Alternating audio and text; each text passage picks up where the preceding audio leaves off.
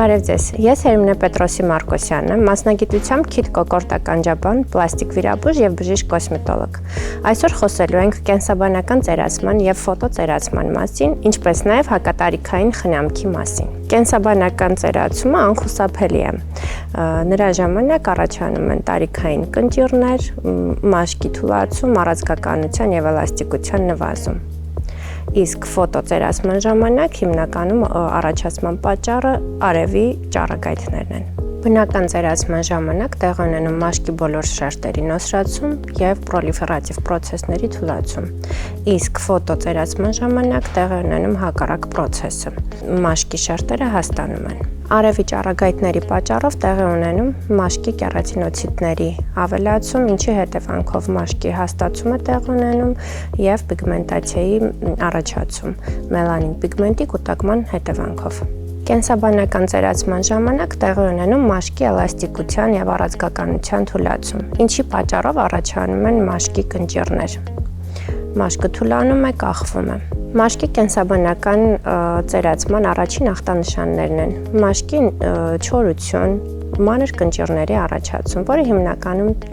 դիտվում է 25 տարեկանից սկսած։ Դրա համար պետք է ճիշտ ժամանակին կատարել միջամտությունները, որը իր մեջ ներառում է ներարկումներ մաշկի խոնավեցումը ապահովելու համար։ Ներարկումների մեջ մտնում են բիորևիտալիզացիան եւ մեզոթերապիան,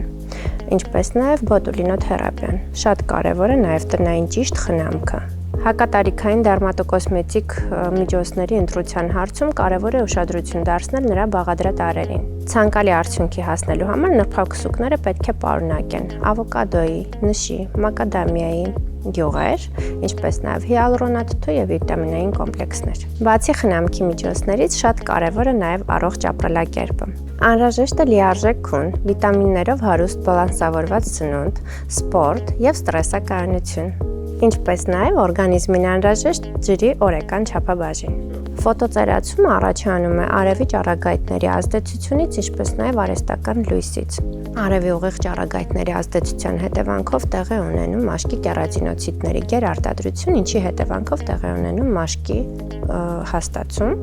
ինչպես նաև մելանին պիգմենտի կուտակում եւ պիգմենտացիա։ Այն հիմնականում առաջանում է միջին տարիքի 30+ մարդկանց մոտ։ Հաշվի առնելով տարածաշրջանային կլիմատիկ առանձնահատկությունները եւ արեգակնային ճառագայթման ուժգնությունը, անհրաժեշտ է տարվա բոլոր եղանակներին կիրառել 50+ SPF-ով քսուկները։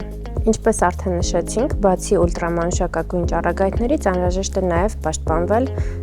ինֆրակարմիր ճառագայթներից։ Պետք է նվազագույնի հասցնել գadgetների կիրառումը եւ արհեստական արևայրուքները։ Բացի արևի ուլտրամանուշակագույն ճառագայթների ազդեցությունից մեր մաշկի վրա շատ վատ ազդեցություն է թողնում նաև օդի աղտոտվածությունը, չոր կլիման եւ անտառների բացակայությունը։ Երբ արդեն վերը նշված ներարկումային միջամտությունները եւ դերմատոկոսմետոլոգիական միջոցները չեն օգնում, պետք է դիմել պլաստիկ վիրաբույժի օգնությանը։